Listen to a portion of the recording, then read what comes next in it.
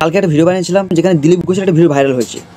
জানি না এটা দিলীপ ঘোষ নাকি অন্য কেউ, এই হতে পারে বা ফেক হতে পারে, সেটা নিয়ে মাথা নেই। আমি জাস্ট ওই ভিডিওর মধ্যে বলতে চেয়েছিলাম যে এই বড় বড় নেতার ভিডিও যদি এইভাবে ভিডিও ভাইরাল হয়, লিক হয়, তাহলে আমি তুমি কোথায় আছি? আমাদের ভিডিও ভাইরাল হতে কতটুকু সময় বা আমাদের প্রাইভেসির কতটা প্রাইভেসি আদৌ সেভ আছে? তো সেই নিয়ে আমি ভিডিওটা বানিয়েছিলাম। তো লোকে আমাকে ভর্তি কমেন্ট করতে থাকে যে লিঙ্ক কোথায়, ভিডিও কোথায়। মানে আমি ওই যে ভিডিওটা হয়েছিল সেই ভিডিওর সোর্সটা ওখানে দেইনি বলে বা বলিনি বলে তো আমাকে অনেক রকমভাবে লোকে কথা শোনাচ্ছে। হ্যাঁ, কিছু অডিয়েন্স আছে যাদের মধ্যে না এই খবরগুলো হেভি মজা লাগে, মানে লোকে এই সমস্ত করছে বেশ দেখতে মজা লাগে না ভাই। কোনো একটা যদি 18+ মানুষ তারা দুজনের সম্মতি এই সমস্ত করেও থাকে, আমি ভাবলাম এটা ফেক। যদি করেও থাকে দোষটা কোথায় ভাই?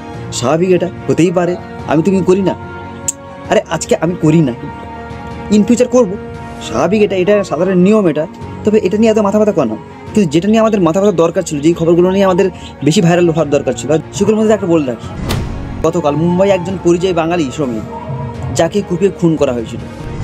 শ্রমিক ভট্টাচার্য রাজ্যসভায় একটা রিপোর্ট পেশ করেছিল, যেখানে অলরেডি রিপোর্টে রয়েছে যে 2011 সাল থেকে 2025 সাল পর্যন্ত 6000 কোম্পানি আমাদের ওয়েস্ট বেঙ্গল থেকে উঠে গেছে, যেখানে বেকারত্বের সংখ্যা হু হু করে বাড়ছে। বাট আমাদের সেগুলোর প্রতি এত ইন্টারেস্ট নেই, সে খবরের প্রতি ইন্টারেস্ট নেই। আমি জানি আমারও ভিউজ দরকার, আমিও ভিডিও বানাই, কিন্তু ভিডিওর ভিউজের জন্য আমি হয়তো এই নোংরা যে ভিডিওগুলো সেগুলো পরিবেশন করি না, বা নোংরা ভিডিওর যে কোথা থেকে সোর্সগুলো সেগুলো আমি পরিবেশন করি না।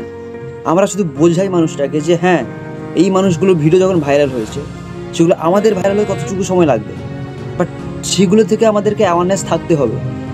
আমি প্রত্যেকটা ভিডিওতে এটাই বলে থাকি, বাট মানুষের মধ্যে সেটা ঢোকে না। মানুষের মধ্যে শুধু লিঙ্ক কোথায় গেল, লিঙ্ক না দিই আমার মা বাপ তুলে খিস্তি মারে না। ভাই আদৌ আমরা প্রকৃত মানুষ তো? আর মানুষ সুস দুটো আছে তো?